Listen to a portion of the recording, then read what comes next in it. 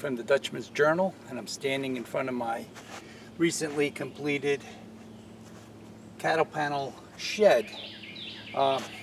You've heard the axiom, if anything could possibly go wrong, it will. Well, that's exactly what happened to me in the completing of this building, because all of a sudden, out of nowhere, as I was filming, a deluge of rain came down. I had to grab my cameras, put them away.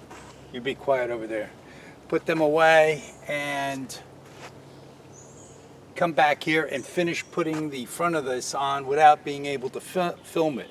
So bear with me on this. I hope I can show you how I constructed it so that it'll be beneficial to you in the event that you decide to build one of these buildings. As you can see, I used the same type of wood, the actually fence pickets, to enclose the front of the building, and I used fence pickets in order to make the door. Just swings on two hinges. Now the way I attached the pickets to the structure is very simple. When I designed this, I made sure that the picket itself would sit on a portion of the 2x6 framing. That enabled me to use the stud. Let me see if I can swing around here.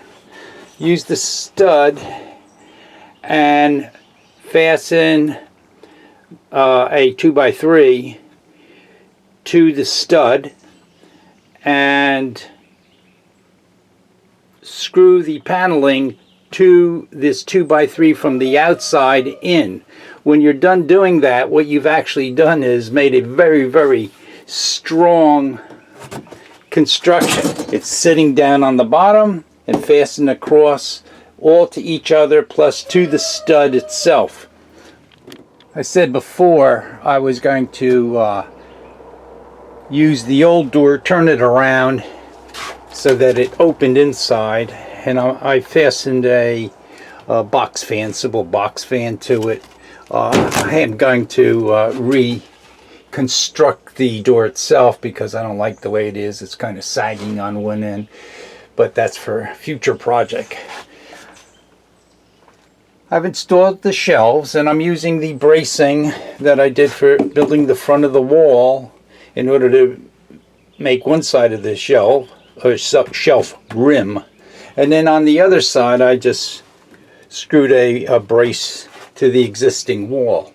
Now you can go ahead and make this as a freestanding building, even though I've attached this building to my cattle panel greenhouse. Now I want to show you something that I did here just for a little extra. I went ahead and used box nails and attached the front planking to the roofing material with the little box nails going on down there, just for a little extra stability. And when I tell you this is a strong building, I'm not kidding. This is not going to move. The door itself, we're using the fence pickets, and I've just put a brace across the top and then a brace on the bottom with a cross brace. And I just noticed I did staple this on with my stapler, but I better go back and put some screws in there to fasten it, otherwise my door may fall down.